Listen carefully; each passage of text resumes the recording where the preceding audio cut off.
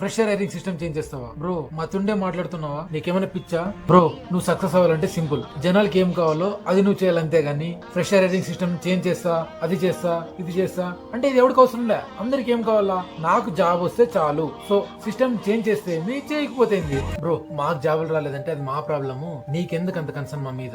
వాళ్ళు అలా అనడానికి మెయిన్ రీజన్ ఏమంటే వాళ్ళంతా బీటెక్ థర్డ్ ఇయర్ చదువుతున్నారు. నేను బీటెక్ థర్డ్ ఇయర్ చదివేటప్పుడు కూడా ఎవరైనా వచ్చి ఫ్రెషర్ జాబ్స్ రావట్లేదు, హైరింగ్ సిస్టమ్ చెడిపోయింది, దాన్ని ఫిక్స్ చేయడానికి సపోర్ట్ చేయండి అంటే నేను కూడా సేమ్ అదే ఆన్సర్ ఇచ్చేవాడు. మాకు జాబులు రాలేదంటే అది మా ప్రాబ్లము, మీకు ఎందుకు అంత కన్సర్న్? ఎందుకంటే అప్పుడు మాకుండే అవేర్నెస్, మెచ్యూరిటీ లెవెల్స్ రియాలిటీకి మాకు చాలా లాంగ్ ఉంటాయి డిస్టెన్స్. ఎందుకంటే బీటెక్ అయిపోయిన తర్వాత జాబ్ రాకపోతే ఇట్లుంటది మాకు తెలియదు. ఇప్పుడు మేమంతా ఊహల్లో బతుకుతుంటాం. ఎగ్జాక్ట్ గా చెప్పాలి, మా ఊహలు కాన్ఫిడెన్స్ లెవెల్ ఎట్లుంటాయంటే మహర్షి సినిమాలో మహేష్ బాబు ఫస్ట్ హాఫ్ లో ఉంటాడు, ఎగ్జాక్ట్ సేమ్ అట్లే ఉంటాం. మేము డిమాండ్ చేస్తాం ప్యాకేజ్ మినిమం 6 ఉంటే తప్ప ఫ్రెషర్ హైరింగ్ సిస్టమ్ చేంజ్ చేస్తావా? బ్రో మతుండే మాట్లాడుతున్నావా? నీకేమైనా పిచ్చా?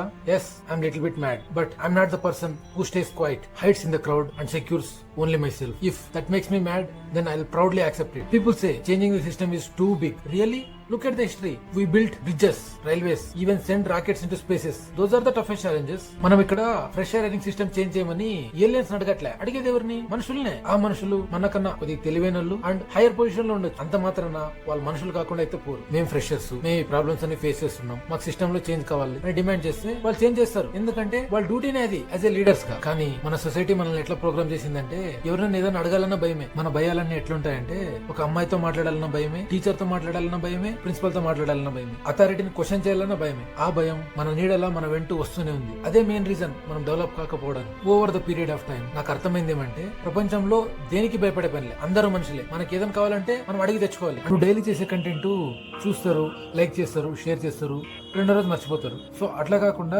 ఫ్రెషర్స్ కి ఏమైనా యూస్ఫుల్ అయ్యేది నీకేమైనా తెలిసింటే చెప్పు, లేకపోతే నీ టైము మా టైము ఎందుకు వేస్ట్ చేస్తావు? నేను ఇక్కడ ప్రాబ్లమ్స్ ఒకటే చెప్పట్లే, చేంజ్ చేయడానికి యాక్షన్ ప్లాన్ ఇస్తున్నా. నేను చాలా మంది చూసా ఈ ఫ్రెషర్ ప్రాబ్లం గురించి ఎంత మాట్లాడేవాళ్ళని. వాళ్ళకి రికగ్నిషన్ వచ్చింది, లైక్స్, షేర్స్, కమెంట్స్, సింపతి ఇవన్నీ వచ్చినాయి. బట్ ఆనెస్ట్ గా చెప్పాలంటే it's a bag of shit. Nothing changes like that. That's the reason I created voice of freshers campaign. Here we are not asking for sympathy, we demand change, the real change. Final note, what I am trying to say is that in the world everything is tough, nothing is easy. It's not meant to be impossible. We will try it together, we will win together. We will put end card to the fake job post, scam opportunity. If you think this is impossible, no problem at all. Just wait and watch.